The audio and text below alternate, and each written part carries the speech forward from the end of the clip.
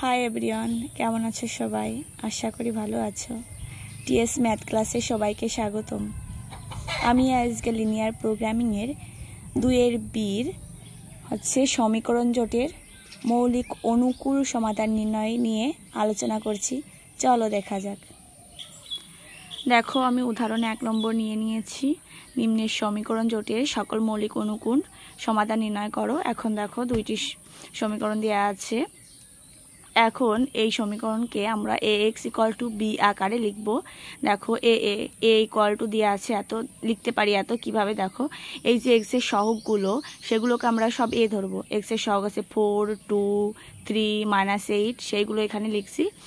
আর এই যে পুরো ফর্মে যে x1, x2, x3 আছে, এটাকে আমরা এই দেখো x এর মাধ্যমে প্রকাশ করি। x = x1, x2, x3, x4। আর এই পাশে দেখো ইকুয়ালের পাশে যে 6 আর 8 আছে, তা আমরা b দ্বারা প্রকাশ করছি। এটাই হচ্ছে ax = b আকারে লেখা। এখন a এর সহগ ম্যাট্রিক্স a এর কলাম ভেক্টর সমূহ দেখো কিভাবে লেখা যায়। আমাদের এইটা কলাম, a একটা কলাম, a একটা কলাম, a একটা কলাম, a একটা কলাম, এটা হচ্ছে কলাম আকারে। তাহলে আমরা লিখতে পারি এটা a কলাম, এটা b, এটা a1 কলাম, এটা a2 কলাম, এটা a3 কলাম, এটা a4 কলাম। সেভাবেই এখানে দেখো সেটা এখানে লিখছি। এখন আমরা যেহেতু আমাদের 2টা উপাদান আছে, তাহলে আমরা বর্গ ম্যাট্রিক্সে আমরা 2 আকারে গুণ করতে পারি। যদি আমাদের 3টা থাকতো তাহলে আমরা 3টা নিয়ে করতে পারতাম, কিন্তু আমাদের যেহেতু কলাম বরাবর 2টা আছে, তাহলে আমরা যে b1 ম্যাট্রিক্স গঠন করব তা 2x2 হবে। যেহেতু আমরা যদি এইটা নেই আর এটা নেই, তাহলে b1 = লিখতে পারি a1 কলাম আর a2 কলাম। সেটাই লিখছে, b1 = a1 আর a2। এখন দেখো, এই a1 কলাম 4, 3, 2, 5 সেভাবে আমরা নিচ্ছি। এখন দেখো, আমরা এখান থেকে মান বের করছি। 4 × 5 = 20, 3 × 2 = 6, 14। সেমভাবে আমরা b2 কীভাবে নেব? এই a1 এর সাথে a3। এবার b3 কীভাবে নেব? a1 এর সাথে b3 কীভাবে নেব? a1 এর সাথে a4। এভাবে আমাদের b3 পর্যন্ত চলে গেল। এখন আমরা b4 কীভাবে নেব? a2 এর সাথে নেব a3। এবার b5 কীভাবে নেব? a2 এর সাথে নেব b4। এবার b6 কীভাবে নেব? a3 এর সাথে নেব a4। তাহলে আমরা b6 পর্যন্ত পেয়ে যাব। সেভাবেই আমরা মানগুলো পর্যায়ক্রমে বের করে নিয়েছি। তোমরাও দেখতে পারো। এখন b4 এর মান যদি a2 আর a3 হয়, তাহলে a2 দেখো আমরা 2, 5 আর a3 আছে 3, 4। দেখো 2, 5, 3, 4। এখন আমরা ক্যালকুলেশন করছি। 4 × 2 = 8, 3 × 5 = 15, তাহলে -7। আর বড় একটা দেখো, একটা ক্যালকুলেশনে আমাদের একটা মান দেখো, b3 ক্যালকুলেশনে মান আসছে হচ্ছে 0।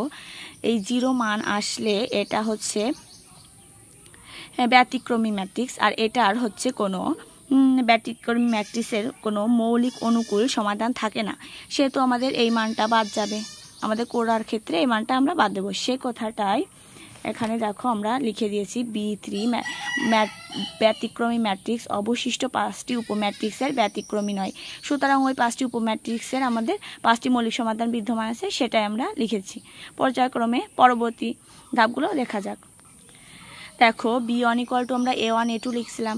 তাহলে a1 এর মান ছিল, এ কলামের মান ছিল 4, 3, আর b কলামের মান a2 কলামের মান ছিল 2, 5। এর জন্য এইটা হচ্ছে x1 আর এটা হচ্ছে x2। তাহলে এই দুইটার মান থাকবে, মানে এই দুইটার সাথে এই কলামের সাথে সহগ ছিল x1 আর এই কলামের সাথে সহগ ছিল x2। তাহলে আমরা এই দুইটা মান পাবো। আর বাকি যে x3, x4, তাহলে সেই মানগুলো হচ্ছে অমৌলিক। তাহলে x3, x4 এর মান হবে আমরা 0। এভাবে আমাদের বসাইতে হবে। অবশ্যই আমরা সেই মানগুলো বসায়ে সমীকরণে যদি ওই দুইটায় 0 বসাই, তাহলে ওই দুটার মান তো বাদ চলে যাবে। তাহলে থাকবে শুধু 4x1 + 2x2 = 6 আর 3x1 + 5x2 = 8। এটারে আমরা ক্যালকুলেশন করব। সহজভাবে যদি আমরা একটারে, এটা হচ্ছে বজ্রগুণন পদ্ধতি, একটারে কাটাকাটি করে তাহলে মান পাবো সহজেই। এখন আমি 4 দ্বারা এই সমীকরণে গুণ দেব 2 নম্বর সমীকরণে, আর এই 3 দ্বারা 1 নম্বর সমীকরণে। সেটাই লিখছি। 1 নম্বর সমীকরণে 3 দ্বারা এবং 2 নম্বর সমীকরণে 4 দ্বারা, মানে এইটার সহগরে এইটার দ্বারা গুণ আর এর সহগ দ্বারা এইটার গুণ। সেভাবে গুণ করে কাটাকাটি করলে আমাদের x2 এর মান বের হয়েছে। এবার এই x2 এর মান যদি আমরা 1 বা 2 যে কোনো একটা সমীকরণে বসাই, তাহলে আমাদের x1 এর মান বেরোবে। তাহলে আমি ধরো 1 নম্বর সমীকরণে বসিয়ে দিয়েছি। দেখো 1 নম্বর সমীকরণে বসিয়ে দেওয়ার পর আমার একটা মান আসছে x1 এর মান। এখন দেখো x1 এর মান এবং x2 দুটোর মানই আমি পেয়েছি। তাহলে আমাদের যদি দুটোর মানই পাই তাহলে অবশ্যই 0 না হলে সেটা মৌলিক সমাধান আছে, আর যদি দুইটার মানই আমি পাই তাহলে সেটা অধপাতিতহীন। আর যদি একটার মান আমি 0 পেতাম তাহলে হচ্ছে অধপাতিত, ওটা হীন থাকতো না। যেহেতু আমি দুটার মান পেয়েছি তাহলে এইটা হচ্ছে অধপাতিতহীন।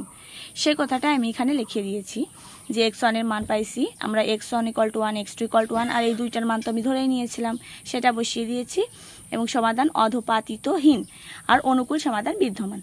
যেহেতু আমাদের ওইটার ম্যাট্রিক্সের মান আসছিল তাহলে তো মৌলিক সমাধান অনুকূল বিদ্যমান থাকবে, তাহলে মান বিদ্যমান।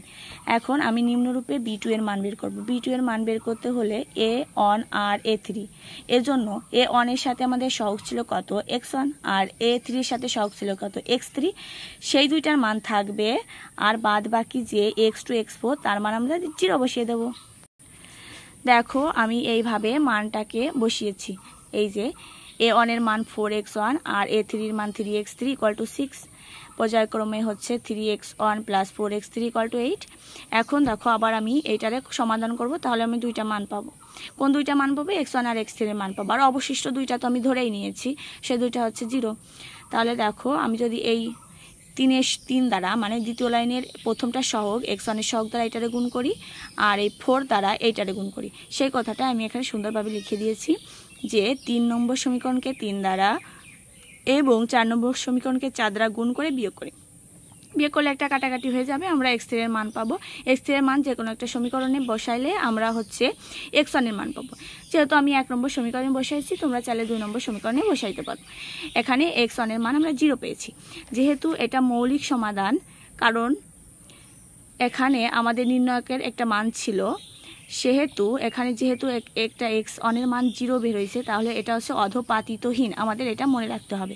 আর যদি দুইটা মানই আমরা পেতাম তাহলে অধপাতিতহীন, আর যেহেতু আমরা একটা মান 0 পেয়েছি সেহেতু এটা হচ্ছে অধপাতিত সমাধান।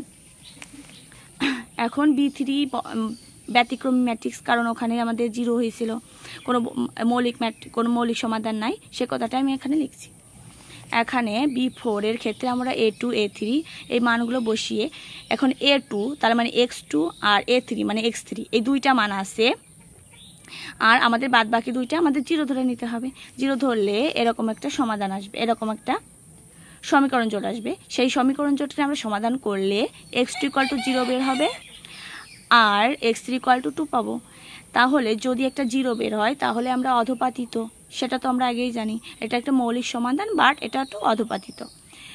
সেরকমভাবে আমরা পর্যায়ক্রমের ধাপগুলো করব। দেখো এখন b5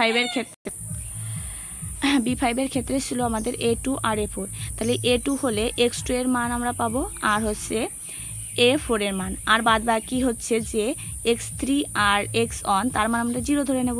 তাহলে আমাদের এই সমীকরণ জোটটা আমরা পাই। এখন আমরা এটাকে সমাধান করব। আগের নিয়ম অনুসারে সমাধান করলে আমরা মান পাবো হচ্ছে x4 এর মান -1/2 আর x4 এর মান যে কোনো একটা সমীকরণে, যে এই দুইটা সমীকরণে একটারে বসাইলে আমরা পাবো হচ্ছে x2 এর মান। এখন দেখো পর্যায়ক্রমে আমরা x2 এর মান পাইছি 1। যেহেতু একটা মান আমাদের দেখো মাইনাস আসছে, যা অনুকূল নয়। অনুকূল বলতে আমাদের মান, যে মানগুলো আমাদের পজিটিভ আসবে সেটা হচ্ছে আমাদের অনুকূল মান, আর যেটা পজিটিভ আসবে না সেটা হচ্ছে অনুকূল নয়।